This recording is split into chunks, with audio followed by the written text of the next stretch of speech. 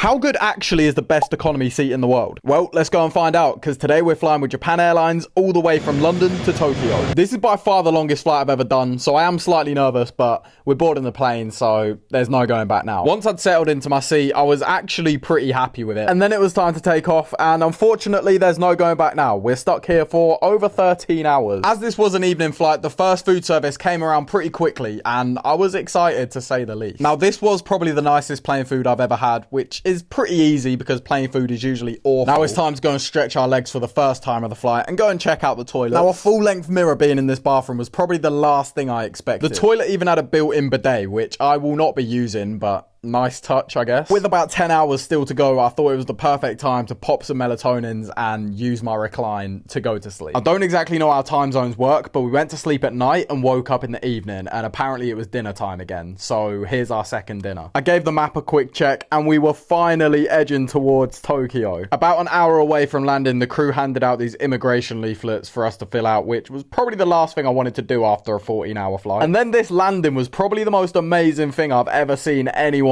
ever do ever. I literally couldn't believe my eyes. Mount Fuji, sunset, and a perfect touchdown. As far as 14 hours in economy goes, that was all right. Shout out to all the cabin crew on that flight. Everyone was so lovely, and they kept us alive, so that is a big W. I'm giving Japan Airlines an 8 out of 10. Let me know what airline you want me to review next.